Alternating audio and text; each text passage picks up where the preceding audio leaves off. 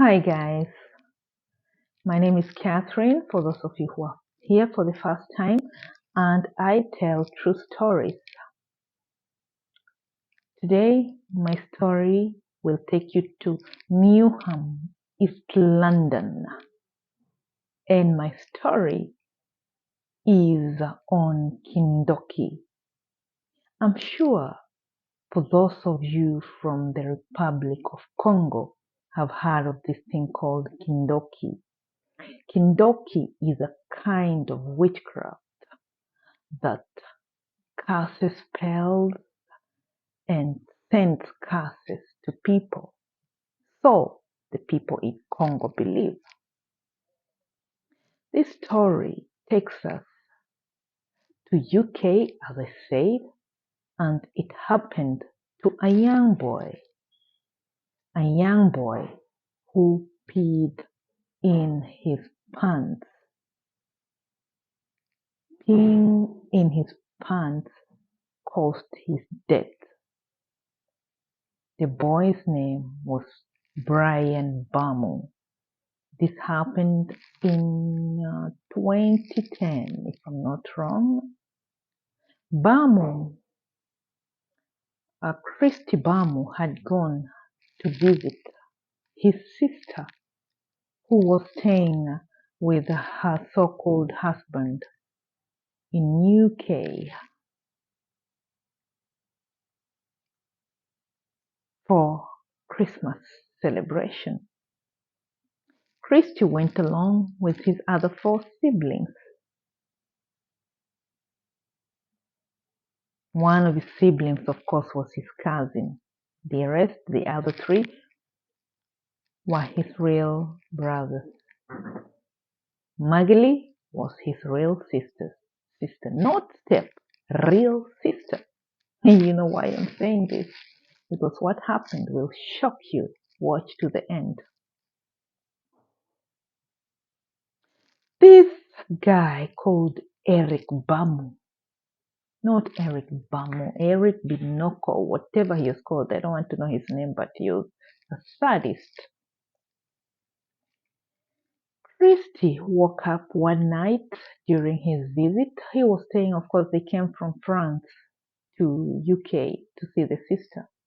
But nationality, they were Congolese, of course, because they were just settled in France and in UK for the sister. So Kristy had been sent by his dad to go visit his sister for Christmas. And so he went with his siblings, that I said. And then one night when he woke up to go to the toilet was occupied. And he was really pressed, because he had even almost peed on himself in a dream. But luckily enough, he woke up. So he goes to the toilet. The toilet is occupied. What can he do?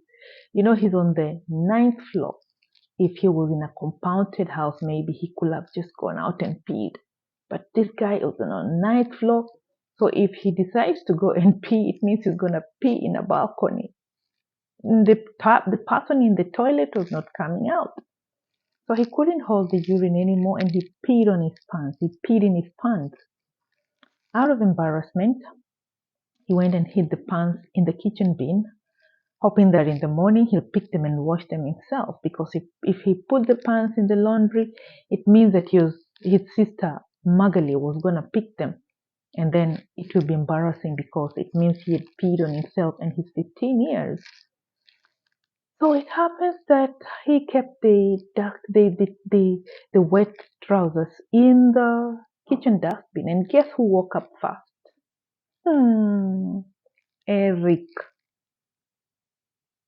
Eric, the so-called husband of the sister Magali. This guy was possessed with witchcraft. He believed in witchcraft in and out, up and down, east and west, south and north. Witchcraft was part of his life. It was like his oxygen. He breathed witchcraft in and out. The guy went to smoke in the kitchen, and as usual, he put off his cheap cigarettes and threw them in the bin. And what he saw? A pant. He picked up the pant and he knew that it's for Kristy, and it had this pungent smell of urine. And immediately in his head, he knew this is Kindoki witchcraft. This is Kindoki witchcraft, and somebody had to be exorcised, and he knew who the trouser belonged to. Kristy. So Kristy, you have to be exorcised by none other than Eric.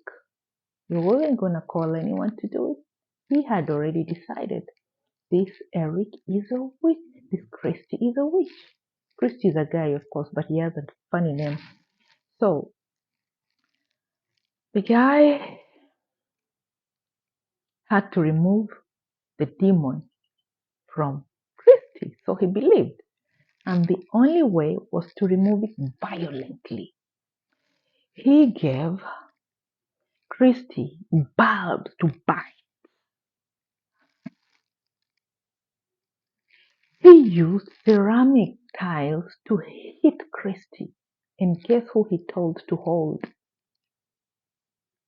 He made his siblings, Kristy's siblings, holding, or else he will kill them.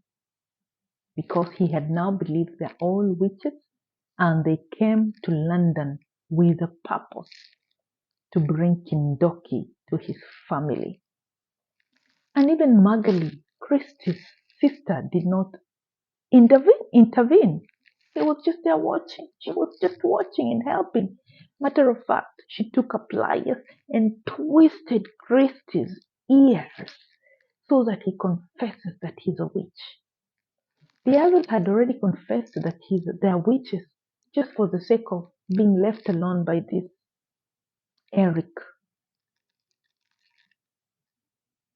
So he had left them alone, but his main target was the person whose trousers he found in the bin because he believed that is pure Kindoki. Eric even had a history of cutting the hair of one of Eric's siblings because he used to bite nails and he believed that that is witchcraft.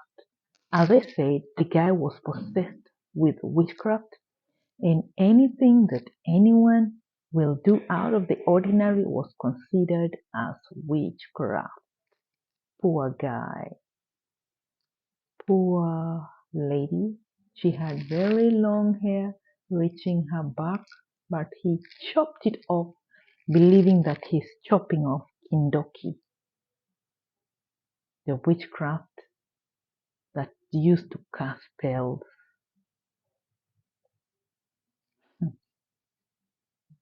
Guy was sick in the head. Next, he hit Kristy with knives, hammers, pliers, any equipment that he will come across, he will use it to hit the guy. He was even threatening to tell his siblings to fly from the 9th floor on the apartment that they were living to prove that they're not witches. If they were to be able to fly, then those guys were also witches. Was this guy's head really normal? I think he was the one who was supposed to be exorcised in any case. So finally, Kristy had to agree that he's actually possessed. He's a witch, actually. He had to agree that he's a witch, hoping that Eric will leave him alone. Yes, he left him alone and decided that he is going to do some cleansing. So filled up a bathtub and soaked Kristy in, and told him to relax there as he went about smoking as usual. But Kristy could no longer keep his head up. He was too weak to hold himself up. Matter of fact, I believe that Kristy used to beg to be killed just to escape this torture that he was going through with Eric. But Eric insisted he has to remove the demon. So Kristy passed out in the bathtub. There was a plumber in the next toilet who heard some splashing of water and he thought that somebody's taking a shower. And this guy called paramedics to take the body. They were very sure it's witchcraft, so they knew nothing is wrong. You know, you kill somebody, then call an ambulance. You don't run. Is that madness, really? Well, an ambulance came and there was a case over here. On examining, of course, they had to examine their mental state because anyone in a normal mental state cannot do such evil. I mean, such evil. How would you tell somebody to? Anyway, killing is enough, but the mode of killing itself was wanting. It was horrifying. Kristy died on a Christmas day, a day that you're supposed to be celebrating, a day that he had actually come to celebrate with his sister was the day that he died. On examining Eric's mind, they discovered that the guy has some lesions in the brain and that caused his impaired thinking, and that was part of the contribution to his madness on witchcraft and the excitement about it that made him do this to the poor young boy, 15-year-old. The guy was mentally ill, but the sister was not ill, but she watched her brother being tormented without saying a word and contributing to that. Eric was given 30 years in prison, life imprisonment, and the sister Maggie was given 25 years. But if I was the judge, I will give Maggie, the sister, more years than Eric because Eric was mentally ill. Maggie was not. What do you think of this? If you like, of course, it's a sad story, but like, share, and subscribe for more stories on some weird things. Ciao.